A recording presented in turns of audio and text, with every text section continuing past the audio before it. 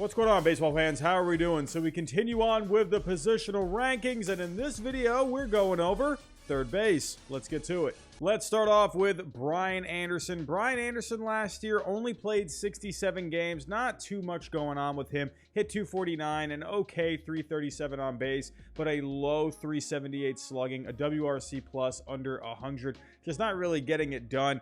Definitely going through some injuries last year. 2020, he was pretty good. Played almost a full season, had a 345 on base, a pretty good 465 slugging. He's had some good years prior. He's played some good defense. I'm not ready to move Brian Anderson, far down on this list. I'll stick with a C for right now. I'm definitely looking to see what he will do this year for the Marlins. On to one of the best third basemen in the game, Nolan Arenado. Nolan Arenado, while the bat, at least with his batting average and on-base percentage, have gone down, he's still putting up really solid numbers. Again, batting average was a little low compared to his career 288, hit 255. He had an on-base of 312, which he has a career 345 on base. And the slugging was a little lower than what he's normally had. But, hey, moving away from Coors Field, I would imagine that it would come down just a little bit. But 34 home runs, 105 RBIs. He's still playing a premier defense out there, 7.8 defense. Arenado last year ranked 6th overall among third basemen in Fangraphs WAR. And taking a look at the defense, multiple time, platinum glove winner, Nolan Arenado still getting it done, ranking 3rd among third basemen in defense. Arenado easily still an S tier. On to Alec Bohm. What a bummer of a season for him last year. Only played 115 games, only hit 247, a 305 on base, a very bad 342 slugging, a very bad WRC plus of 75. Just a huge step back for Alec Bohm, considering the 2020 that he had. He was right up there in Rookie of the Year voting. He had a great rookie season that year. The offense was looking awesome, but the offense really took a step back last year, as well as the defense. I mean, taking a look here at the defense at third base, negative 13 defensive runs saved. That is just not getting it done. And combined with just the disappointing bat, Alec Bohm, man, he has he's got to come alive this coming season. The one saving grace, the one good sign he has, was his exit velocity last year. Still ranked really high in terms of average exit velocity as well as max exit velocity, still and in the top 10% in hard hit percentage. There's still some good things here. Chase rate was in the top half. Expected batting average was in the top 30%. So I think we're going to see a better season out of Alec Bohm. If we take a look at it as projections for next year, they're expecting a 262 average, a 325 on base, of slugging in the 400s, 12 home runs. I think he could even beat these numbers. I'm expecting a pretty good season out of Alec Bohm, but for right now, we got to just put him at a D. Only time will tell what he will be, but I think this is a big year for him, and I think he will have a good year. On to Alex Bregman. Man, this guy was looking like legit one of the best players in the game a couple of years ago, but the bat really took a step back last year, definitely in terms of power. Was having some issues with the wrist last year, only played 91 games, but still hit 270, had a very good on base of 355. That slugging was just so much lower than what it was in 2019. He was phenomenal in 2019, my goodness. But I'm expecting Bregman to come back alive this coming year. Looking at the exit velocity, really down from last year, but I still love that he's not striking out a lot. I still love that he's not swinging and missing a lot. He doesn't chase. He still walks a ton. So Alex Bregman, I think he is going to have a very good season. Definitely a bounce back season, and he plays some great defense out there. I still consider Alex Bregman an S tier. I feel like we don't talk enough about Jose Candelario. I think he is very solid. Taking a look at the numbers, hey, hit 271, a 351 on base. That's really good. An okay slugging of 443, 16 home runs, a pretty decent WRC plus of 119. The only thing with Jose Candelario, the defense has been kind of lacking the last couple of years, so definitely want that to improve. When you take a look at the advanced numbers, he's got some reds here. Definitely has hit some pretty hard hit balls, ranked pretty well in max exit velocity. He just needs to do it more often. Expected batting average, xWOBA, slugging, all ranked well. Definitely gets a lot of barrels. He walks a good amount. You know, middle of the pack when it comes to strikeouts. But I think Candelario, he's a really solid guy for your lineup. I think he's just a solid B, right in the middle. I don't think he is an A, but I think he's going to produce enough to be a solid bat in the lineup. The newest third baseman for the Toronto Blue Jays, Matt Chapman. Hey, the story with Matt Chapman, the glove is still excellent, still one of the best in the game out of any position. But last year, the batting average definitely tumbled to a career low, 210 batting average, and on base of 314. That definitely needs to come up. A slugging of 403, that was a career low. You got to remember, he just got hip surgery not too long ago. I'm still thinking he is still trying to find his groove again. But, hey, he still hit 27 home runs last year, 72 RBIs. He's still going to give you great defense out there. Matt Chapman, I don't think he is an S tier as of right now. I think he has dropped off a little bit just because of the batting average and the on base and the slugging. But there's still a lot of power there. If he can get that batting average, you know, and the on base back up, I definitely think he's an S tier, but I need Matt Chapman to have himself a good year with the Blue Jays before I put him up to an S. Rafael Devers on my Red Sox. Listen, this is one of the best bats in the game. When we take a look at his numbers last year, are you kidding me? Hit 279, a 352 on base, a 538 slugging, a 134 WRC plus, 38 home runs. This guy was just mashing the ball last year. Look at all the Reds. My goodness. There are a few things to nitpick with Rafael Devers. He tends to chase. He tends to swing and miss. However, he still does get a decent amount of walks. So, but the main culprit here with Rafael Devers, the one thing that he has really got to work on is the glove. If we take a look here, negative 13 defensive runs saved. That's a career high for him. A negative 5.5 UZR. You know, with Devers, you know, he is what he is out there at third. He's gonna get most of the routine plays done. He just doesn't have a great amount of range out there. I would love for that glove to get better, but his bat alone is just special. Rafael Devers, man, he is just fantastic. His bat alone, I think, carries him to an S tier. I just think he's one of the best bats in the game.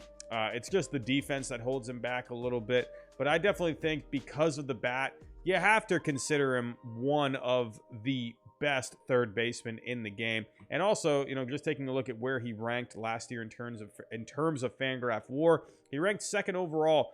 Rafael Devers, it's just the glove with me. It needs to get better, but that bat, it's insane. Here's a guy that I think is a little underrated, Yandy Diaz. Taking a look at Yandy Diaz, last year, he played mostly first base, 58 games at third base, but he is projected as the third baseman this year. Yandy Diaz, man, this is a guy, he kind of flies under the radar a little bit. Look at the on-base percentage from last year, a 353. It's just the slugging, a 387 slugging, a 111 WRC plus. Not the worst, but, you know, with a guy who is as strong as him, with the exit velocities that he can produce, you would think that maybe some more home runs would come along, but to kind of make up for what I think are a lack of home runs, 13 home runs last year over 134 games. He really does a great job at getting on base. Look at where he was in walk percentage last year, in the top 10%. He doesn't strike out. He doesn't chase. He doesn't swing and miss. You know, Yandy Diaz, I think, is a pretty underrated guy. I'm going to go B for Yandy Diaz. I think he needs to be appreciated a little bit more. On to the Yankees' new third baseman, Josh Donaldson. I am still shocked about that trade. Remember that live stream that we had and Josh Donaldson got traded to the Yankees? Are you kidding me? I digress. Josh Donaldson, I don't think people realized, you know, how good of a year he had last year. 247 average, you know, nothing crazy, but a really solid on base of 352, a solid slugging of 475, a 124 WRC plus, 26 home runs. He's projected for around the same this year. The only thing with Donaldson last year is his defense did take a step back. Actually, the first time he's been in the negatives with his defense since 2010, his rookie year. So that's one thing I am going to be on the lookout for with Donaldson. He's also not getting any younger, 35 years old last year. So looking to see how healthy is he going to be able to stay. 2020, he was having trouble staying on the field. I remember he missed the playoffs in 2020. But Josh Donaldson, I still think, is one of the better third baseman in the game. I'm going to give him an A. That bat is still really good. He gets on base very well. I think his defense will be better this year, but I'll go A for Josh Donaldson. Let's stay in New York and talk about the Mets. Eduardo Escobar, the newest Met. Eduardo Escobar kept on bringing the power last year, 28 home runs. Overall, not a bad slash line, hit 253. A little low on the on-base percentage, 314, but a slugging of 472. That's pretty good. With Eduardo Escobar, you're going to love the luxury of his versatility. Not only can he play third, he can go play second, he can go play first. He even played shortstop one time last year. He can go in the outfield if you need him to. Eduardo Escobar, that versatility is really going to come in handy for the Mets. They had a lot of injuries last year, so I think they're going to love having Eduardo Escobar. Honestly, I think he's a solid B. With Eduardo Escobar, I want that on-base percentage to come back up. He's never been too much of an on-base guy, but he did beat his career on-base last year. So, I would like that for it to come up a little bit, but I still love the power. I love that he drives and runs. Overall, I'll give him a solid B. Sooner or later, Ke'Bryan Hayes is going to bust out. He's already one of the best with the glove. If you take a look from last year, ranked 6th overall among all third basemen with his defense. He is just phenomenal with the glove. It's just the bat that needs to kind of get going a little bit. He's got plenty of time, still a very young player, but last year hit 257, a 316 on base, 373 slugging. Those do need to come up. The power, I definitely think that can come up a bit. But that defense is just so good with him, and I think that bat is going to get better. If we take a look at his projected numbers for next year with Ke'Bryan Hayes, where are the numbers? Come on, numbers. Come on. Here we go. Taking a look, they're projecting him for 15 home runs next year. Around the same with the batting average, a little better with the on-base, a little better with the slugging. That sounds about right. I think he could even get more than that, maybe 20 home runs or so. But with Ke'Bryan Hayes, I'm going to go solid B for right now. It could be only a matter of time before he moves up to an A, maybe even an S at some point. But for right now, because of that glove already just being so good and having some better projections for next year, I'll put him at a solid B. Yandy Ibanez on the Rangers last year wasn't all that bad. If you take a look at the numbers, 76 games in his rookie year, hit 277, a 321 on base, a 435 slugging, a 107 WRC plus, 7 homers. Not bad. Not bad. I mean, sure, you would like some better numbers overall, but hey, who knows? Maybe this guy can keep developing. With Fangraphs, there's not a whole lot with the scouting report as of right now. They do think his hit tool could be a 55, not giving him too much with the power. The fielding, they're expecting around a 50. He's just going to be, he's going to be there. I don't think he's going to get too crazy. But with Yandy Ibanez right now, I just don't think there's a whole lot. He's got to show me a little bit more. I'm going to go for a D right now. Hey, let me know. Do you think he could bump up to a C? I could see him being somewhere in this range. But, for me, I want him to, prove it a little bit more, give a little bit more power out there. I'll go D for Ibanez for now. Carter Kieboom has had the worst luck so far in his major league career. Boy, oh boy, Carter Kieboom, former top prospect and the number 28th pick overall in the 2016 draft. He's done well in the minor leagues. He just has not figured it out at the major league level. Last year, 62 games, only hit 207, a 301 on base, a 318 slugging, and he just got hurt about a week ago. He has a sprained UCL in his elbow. This guy just cannot catch a break. I was really hoping to see a lot of good things from Carter Kieboom this year. I don't know. We're going to have to just wait and see. As for the Nationals, they have Maikel Franco projected for third base right now.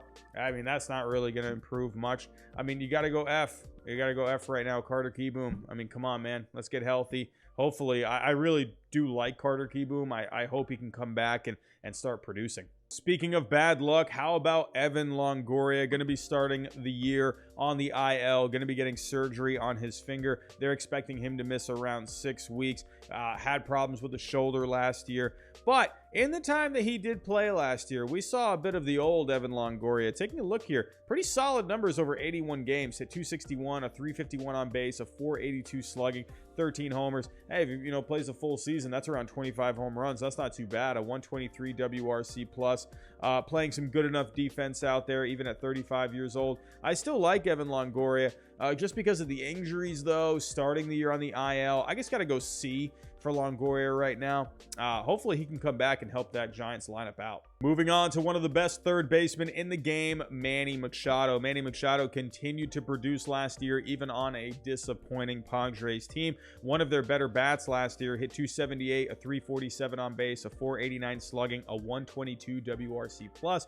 28 homers, 106 RBIs, even threw 12 stolen bases in there. Played some great defense. Overall, he ranked 4th among third basemen last year. Hey, Manny Machado, easy S tier for me. Let's get some more love for Ryan McMahon. Ryan McMahon last year, definitely better with the glove than with the bat. But with the bat, he was no slouch. Hit 254, an okay on base of 331, a 449 slugging, 23 home runs. The WRC plus needs to come up. It was only a 95 last year, but Ryan McMahon last year, even though he ranked 14th in wins above replacement among third basemen, he was the best defensive third baseman last year, even ahead of guys like Chapman and Arenado. I mean, my goodness, Ryan McMahon, what in the world? Did anyone notice how good this guy was out in the field? But with Ryan McMahon, it's just the bat that needs to come up a little bit. So I'm going to break even. I'm going to go B in the middle. If this guy can get the bat going, especially in Coors Field, get a little more power, get that WRC plus up, I mean, this guy could definitely be an A. But for now, I'll stick with a B. I can see people being a little split on Jon Mankata, but hey, I love me some Jon Mankata. Not just because he helped bring in Chris Sale to the Red Sox, who help us win a World Series, but Jon Mankata, I think, is one of the best third basemen in the game.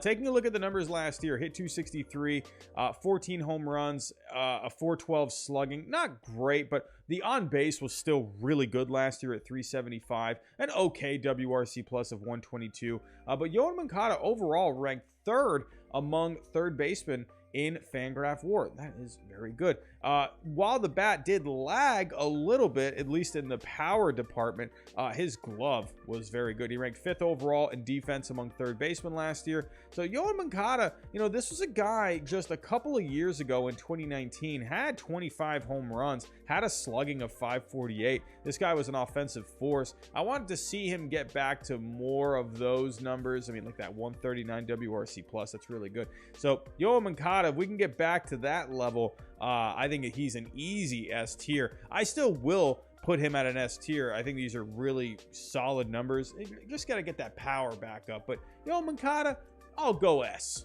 What the heck happened to Mike Moustakas? I used to love Mike Moustakas when he was on the Brewers and in Kansas City. I mean, look at Kansas City in 2017. He had 38 home runs that year. Are you kidding me?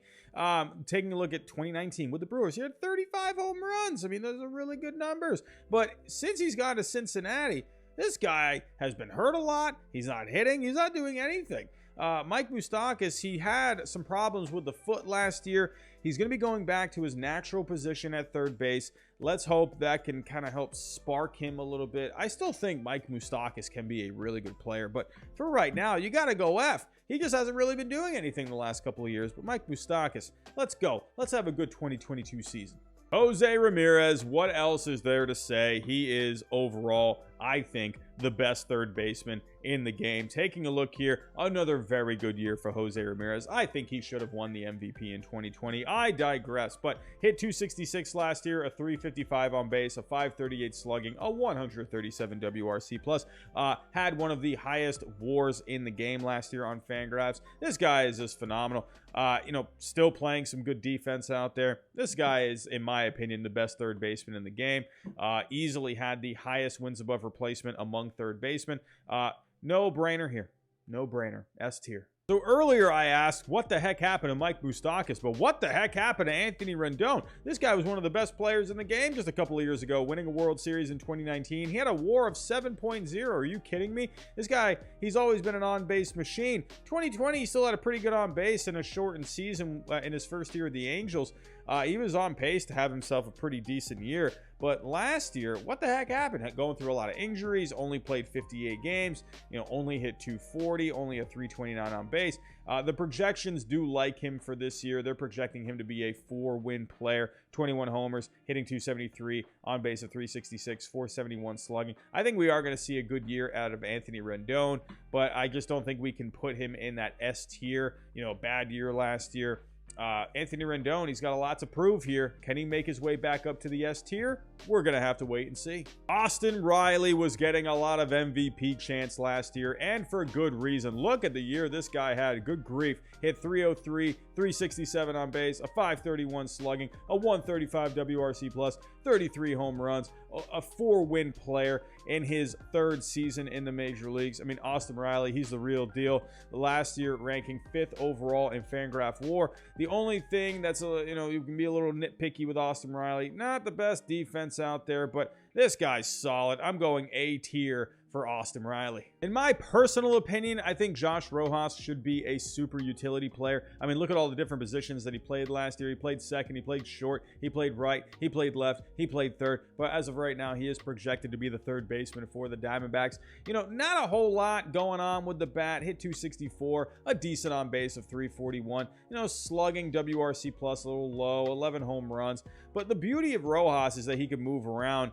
He's not going to give you, great overall defense, but the versatility is there with him. But as for a 3rd baseman, if you were to just strictly play 3rd base, I mean, I think you just got to go D right now. I think his true value lies in just all of the different positions that he can play, which I do think he'll still keep doing that. But considering he is projected as the 3rd baseman for the Diamondbacks, I got to go D for right now. So earlier we talked about Matt Chapman, but let's talk about the guy that went back to the A's, Kevin Smith. This guy has been pretty good in the minor leagues so far. Taking a look at what he did in 2021 in AAA, hit 285, a 370 on base, a 561 slugging, 21 home runs, 69 RBIs. He also had 18 stolen bases. He had a cup of coffee last year, played 18 games, hit under 100, didn't really do anything. But Kevin Smith, man, if you take a look at the scouting report, they're not giving him too much of a hit tool. They got a future grade of 50 for his game power, 55 with the raw power.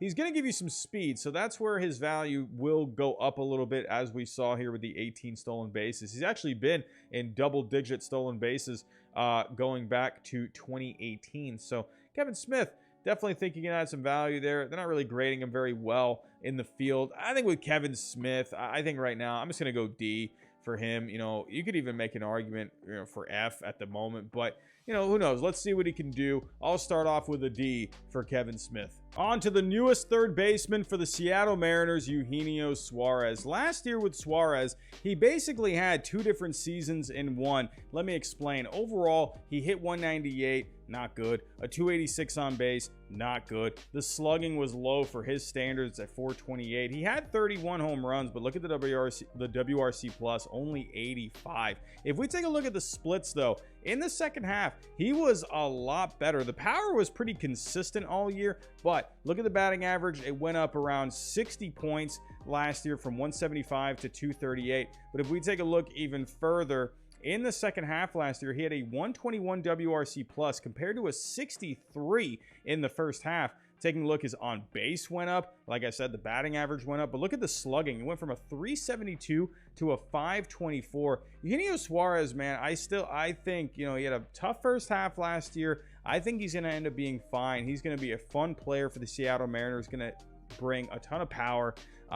With Eugenio Suarez, I'm going to go right in the middle at a B. If you can kind of, get that batting average back up, get that on base back up, the WRC plus back up to a more consistent level, I definitely think we can go A for him. And also with the defense, he's, playing pretty solid enough defense out there. For right now, I'll go with a B. Yes, a fellow Ginger in Justin Turner. Automatically, he's going to an S tier. I'm just kidding. But Justin Turner last year did do you guys realize that he was actually pretty good last year? Hit 278, 361 on base, a 471 slugging, a 127 WRC plus, 27 home runs, a 4.0 wins above replacement. Those are really solid numbers. And I remember going into last offseason, one big question with Justin Turner was his health. You know, he missed 18 games in 2020. He was only at 135 in 2019. He only played 103 in 2018, 130 in 2017. So it had really been 4 straight years where he was dealing with some health problems. But last year, 151 games total. Hey, not too bad if you ask me. Justin Turner, man, he plays a good enough defense out there. Solid with the bat last year. He's always solid with the bat. It's just a matter of just staying on the field. He showed he could stay on the field. You know, with Justin Turner, you know what? I'm going to go A for Justin Turner. I could see some people thinking, oh, he's not getting any older. He's had the injury problems in the past. Maybe bump him down to a B. But you know what? With Justin Turner, I'll go A. How about Ramon Urias on the Baltimore Orioles? I'm sure not a lot of people heard of Urias last year because, well, he was on the Orioles. But take a look at these numbers last year. He hit 279, a 361 on base over 85 games. Those are pretty solid numbers. The only problem with Urias is the power. 7 home runs, 412 slugging, you know, not a great WRC plus of 115, not bad either. But overall, he put up a 1.6 wins above replacement. Not too bad considering really it was basically his rookie season. He had 10 games in 2020, but last year, like I said, 85 games. Honestly, with Ramon Urias, you know, he just needs to get that power up. Fangraphs does not grade him very well when it comes to the power. Only a 40 game power, and that's for the future as well. A current and future value of 45 for his raw power. They don't grade him very well in the field either. He only played 10 games at third. So I want to see what he can do over a full season, especially playing third. For right now, I'm just going to stick with him at a D. From one Urias to another, Luis Urias. Luis Urias had himself a pretty good year last year. Hit 249, a 345 on base, 445 slugging, 111 WRC plus, could be better, but he had 23 home runs. What I liked about Urias last year is that he played third base, short, and second, so he can move all around. He's only 24 years old. Hey, pretty solid defense overall. I like Urias a lot. Especially considering he is only 24 years old and he's playing all of these important positions out there. I like Urias, the 23 home runs, the 75 RBIs, the 345 on base. You know, with Urias, you know, maybe I'm getting a little ahead of myself here, but you know what? I'm going to go with a B for Luis Urias. I definitely think he's going to continue to be a solid player. Earlier, we talked about Josh Donaldson heading to the Yankees, but let's talk about one of the guys that went back to the Twins, Gio Urshela. I like Gio Urshela. I'm a big fan. Last year, did take a bit of a step back with the bat. He was going through some health problems last year, only played 116 games. You know, but overall, not the worst numbers. Hit 267. The on-base was low at 301. Slugging was low, 419. 14 home runs, but he continued to play good defense, had a 3.0 defense. If you go back to 2019, this guy had a really good year, a 3.1 overall Fangraph WAR. 21 home runs that year, 74 RBIs. 2020 in a shortened season, he did miss some time then too, but he hit 298, a 368 on base, a 490 slugging. I mean, go back to 2019, he had a 534 slugging, a 355 on base, 314 batting average. You know, I definitely think he could get back to, you know, maybe somewhere around these numbers. If we look at the projections, they're giving him a little bit better with the on base for next year, a better slugging for next year, a few more home runs, a little better with a WRC plus. I definitely think he can get back to, you know, even better numbers than this. And, you know, considering also he played 28 games at short last year, you know, if he can stay at third for a whole season, you know, kind of get away from the bright lights in New York, I definitely think, you know, a fresh start in Minnesota could be good for him. You know, Gio Urshela, you know, for right now, I got to go C. He did take a bit of a step back. He's had some health issues, but I like Gio Urshela a lot. If he just stays healthy, gets that bat going again, he could easily move up to a B. Hey, maybe even an A. But for right now, I'll stick with a C. How about Patrick Wisdom last year, taking over third base for Chris Bryant, who ended up going to the Giants? But Patrick Wisdom, he exploded last year. 28 home runs in 106 games. Are you kidding me? Good grief. The on base was a little low. Batting average was a little low, but that's slugging, man. 518 slugging, not too bad. I would like that WRC plus to come up a little bit. But with Patrick Wisdom, pretty cool story. He hasn't really played a whole lot in the major leagues. 2018, actually, in 32 games with the Cardinals, he had a pretty decent slash line. 260 average, 362 on base, a 520 slugging. But other than that, he just hasn't really been able to get anything together. So the fact that he came up last year, kind of a, 29 years old, a little old, for being, just really coming into the major leagues, playing this much in the major leagues. 29 is a little old, so he's a bit of a late bloomer. But Patrick Wisdom, man, this guy went off last year. The 28 home runs in 106 games. I mean, that is really good. I still want to see more out of Patrick Wisdom. I definitely think, he could be a B or an A. But for right now, I just got to see a little bit more. I got to see another season out of him. Was last year a bit of a mirage. We'll have to wait and see. Again, late bloomer. But for right now, I'm going to stick with a C for Patrick Wisdom. And last but not least, the #1 overall prospect on MLB Pipeline, Bobby Witt Jr. This guy is going to be the real deal. MLB Pipeline, like I said, put him at #1, even ahead of Adley Rutschman and Julio Rodriguez. He's going to be special, man. Taking a look at the grades on Fangraphs with his scouting report. Actually, not too high on the hit tool, but they give him a lot of power. They think he's already at a 50. They're giving him a future value of 60. The raw power is even better. 60 right now, 70 in the future. But with Bobby Witt Jr., he's going to be an all-around player. He's going to give you speed. I think he's going to give you good enough defense out there, but they give him a 65 overall grade. That is excellent. They're projecting him next year for 24 home runs, a 262 average, a 319 on base, 459 slugging. I mean, those are really good numbers for a rookie season. In AAA last year, he was solid. Hit 285, 352 on base, 581 slugging. In AA, just as good. This guy's an all-around player. I am really excited for Bobby Witt Jr. I think the sky's the limit for this guy. Just like I've been doing with some of these other guys, like, Spencer Torkelson, Adley Rutschman. I'm going to go with a C for right now. I think that's a good starting point for Bobby Witt Jr. But, man, let's see what kind of a year he could have. Maybe even by the end of the year, he could be up here somewhere. But overall, I am very excited for Bobby Witt Jr. So those are my rankings for third base heading into 2022. Tell me what you think down below in the comments. Do you think I went too high with some of them? Too low? Just about right? Do you think I'm a moron? Let me know down below in the comments. But that's all I have for right now. Thanks for watching, and I'll talk to you next time.